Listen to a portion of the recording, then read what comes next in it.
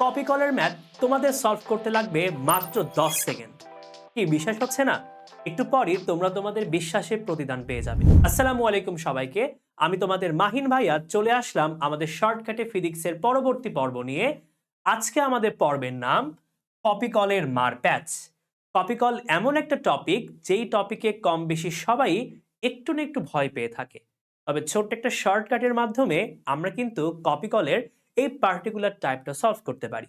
তাহলে চলো খুব বেশি কথা না বাড়িয়ে আমরা আমাদের টাইপটা শুরু করে ফেলি।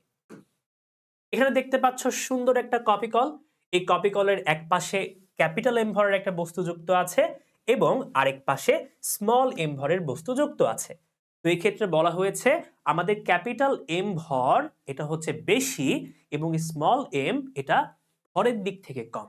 এই কথাটা এখানে লেখা আছে। একটি মসৃণ কপি কলের এক প্রান্তে আমরা ক্যাপিটাল এম ভর যুক্ত করে দিয়েছি এবং অপর প্রান্তে স্মল এম ভর যুক্ত করে দিয়েছি, যেখানে আমাদের capital M is greater than small M. তাহলে যুক্ত করলে আমাদের এই কপি কল যে সিস্টেমটা আছে এই সিস্টেমের কার্যকর ত্বরণ কি হবে এটা আমাদের বের করতে হবে। তো তোমরা এখান থেকে খুব সহজেই বুঝতে পারছো আমাদের এই কপি কলের এই ভরটা যেহেতু বেশি, এই পাশের ভরটা যেহেতু কম, সেই জন্য আমাদের পুরো সিস্টেমটা এই দিক বরাবর মুভ করবে, অর্থাৎ কার্যকর ত্বরণের ডাইরেকশনটা হবে এইদিকে। এখন আমাদের কাজ কি? আমাদের কাজ হচ্ছে এই স্মল এ তথা কার্যকর ত্বরণের মানটা বের করা। এটা একেবারেই সিম্পল। কি হবে জানো কার্যকর ত্বরণের মানটা? কার্যকর ত্বরণ A ইজ ইকাল টু হবে, উপরে করব কি, বড়টা থেকে ছোটটা বাদ দিয়ে দিব, capital M minus small M, আর নিচে কি করব, দুইটা ভর যোগ করে দিব, capital M plus small M, আর এখানে আমাদের অভিকর্ষজ ত্বরণ গুণ করে দিব। ব্যাস, আমাদের কাজ শেষ। এটাই হচ্ছে আমাদের শর্টকাট।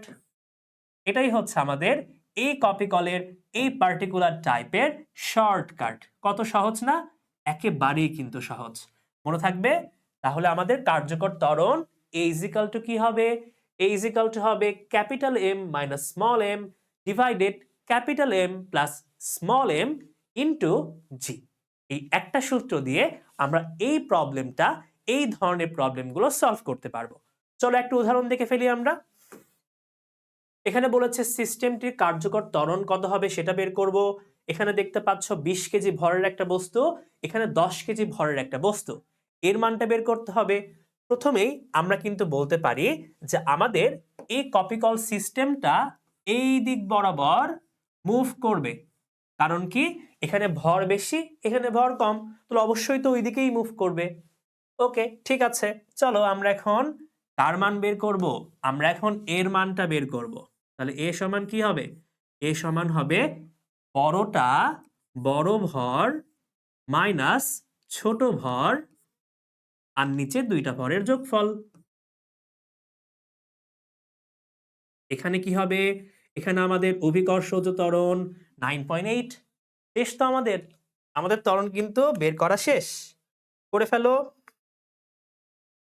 ইন্টু 9.8।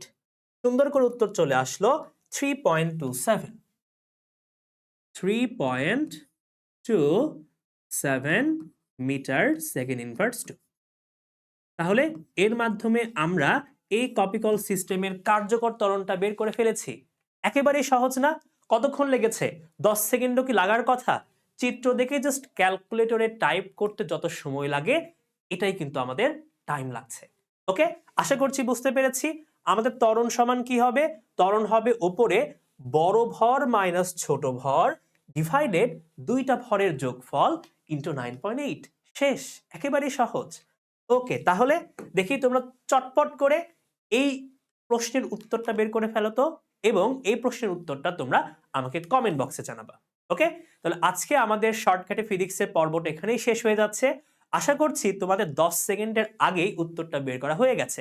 কপি কল কিন্তু একদমই সহজ, খুব ইজি একটা টপিক। ইনশাআল্লাহ কপি কল নিয়ে কোনো এক সময় একটা সিরিজ নিয়ে আসবো যেখানে সব ধরনের কপি কল একেবারে তুলোধুনো করে ফেলবো। সেই পর্যন্ত সবাই ভালো থাকো, সুস্থ থাকো এবং এই প্রশ্নের উত্তরটা কমেন্ট বক্সে জানাতে ভুলবে না। সবাইকে আসসালামু আলাইকুম।